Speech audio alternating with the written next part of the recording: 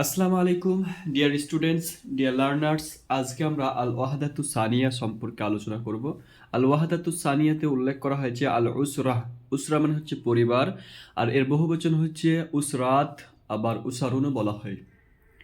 ওকে, পরিবার সম্পর্কিত কিছু তথ্য বা কিছু কথোপকথন সেটা আজকে উল্লেখ করবে। একটা পরিবার বসে আছে দেখতে পাচ্ছেন। তো সেই পরিবারের মধ্যে যে সমস্ত কথাবার্তা হয় সেগুলো নিয়ে আজকে আমাদের এই হিওয়ারটি। তো আল হেওয়ারুল আউয়াল, এই প্রথম কথোপকথন। উন্দুর মানে দেখো, ওয়াস্তামি মন দিয়ে শোনো, ওয়াইদ এবং রিপিট করো। আলী এবং আম্মারের মধ্যে একটা কি কথোপকথন হচ্ছে। আলী প্রথমে তো সালাম দিচ্ছে যে আসসালামু আলাইকুম বলে, তখন আম্মার এর উত্তর দিচ্ছে যে ওয়ালাইকুম আসসালাম। এটা ইসলামিক একটা সম্ভাষণ এবং এটা শুভেচ্ছা জানানোর জন্য এই টার্মসটা ইউজ করা হয়। তারপরে আলী বলছে হাদিহি সুরাতু উসরাতি, এ হয় আমার পরিবারের ছবি।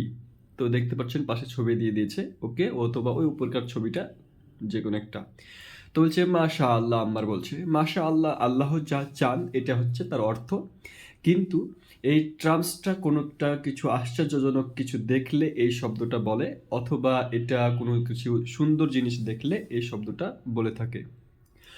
তো এটা বলল আম্মার। তারপর বলছে মান হাদা, এটা কে? এখানে মান দিয়ে প্রশ্ন করছে, হাদা এটা কে? আলী বলছে হাদা ওয়ালিদি আদনান, এ হয় আমার পিতা আদনান, ওয়াহুয়া মুহান্দিসুন।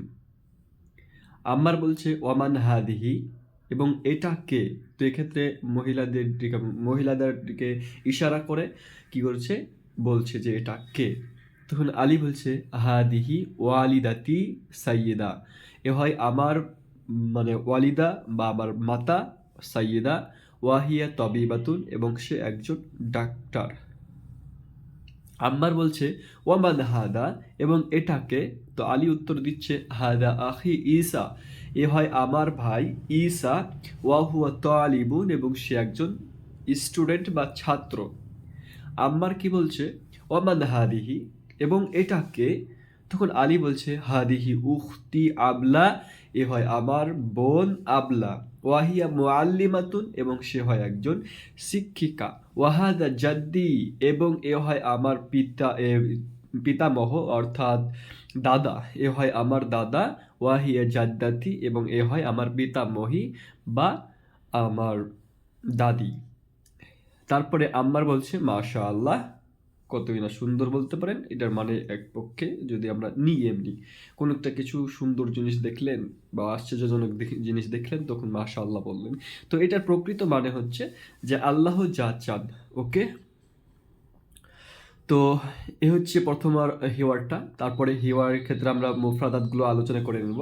তাহলে এখানে দেখুন সুরাতুন শব্দটার অর্থ হচ্ছে ছবি, আর এর বহুবচন আমরা সুরুনও উল্লেখ করতে পারি এবং সুরাত উল্লেখ করতে পারি। উসরাত, যেটা আমরা ইতিপূর্বে আমরা আলোচনা করেছি যে উসরাত মানে হচ্ছে পরিবার, আর এর বহুবচন হচ্ছে উসরাত। তারপরে জাদ্দুন মানে হচ্ছে দাদা, জাদ্দাতুন মানে হচ্ছে দাদি, বা একে পিতামহ বা পিতামহী বলা হয়। মুআল্লিমাতুন মানে হচ্ছে শিক্ষিকা, মহিলা শিক্ষিকাকে বলা হয়। তারপর তোয়ালিবুন দেওয়া আছে, তোয়ালিবুন মানে হচ্ছে ছাত্র, আর ওয়ালিদা মানে হচ্ছে মাতা, এবং ওয়ালিদ মানে হচ্ছে পিতা। তারপরে তাদরিবুল, প্রথমেকার সিলা যেটা আসে, সিল বাইনাল কালিমাতি ও সুরাতিল মুনাসিবা, তো যে সঠিক ছবির সাথে এবং শব্দের সাথে আমাদেরকে মিল করতে হবে। দেখুন এখানে করে দিয়েছি।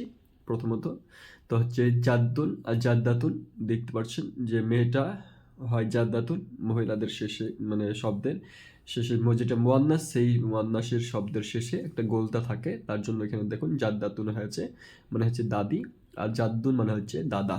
তারপরে উসরাতুন আর ওয়ালিদিন, তো ওয়ালিদিন কোনটা এবং অসরাতুন কোনটা এটা আমরা দেখিয়ে দিয়েছি। তারপর মোয়াল্লিমাতুন আর সুরাতুন, কোনটা মোয়াল্লিমা, যেটা বই নিয়ে আছে মহিলাটা, সেটা হচ্ছে শিক্ষিকা। আর সুরাতুন মানে হচ্ছে ছবি, ওটা ছবি আর টাঙ্গানো আছে একটি ওয়ালে। তারপর হচ্ছে ওয়ালিদা মানে হচ্ছে মাতা, তো নিচের দেখুন ছবিটা হচ্ছে মাতার ছবি দেওয়া আছে, এবং তলিবুন ছাত্র, ছাত্র ছবি দেওয়া আছে উপরে। তো এইভাবে আপনাদেরকে ঠিক করে নিতে হবে।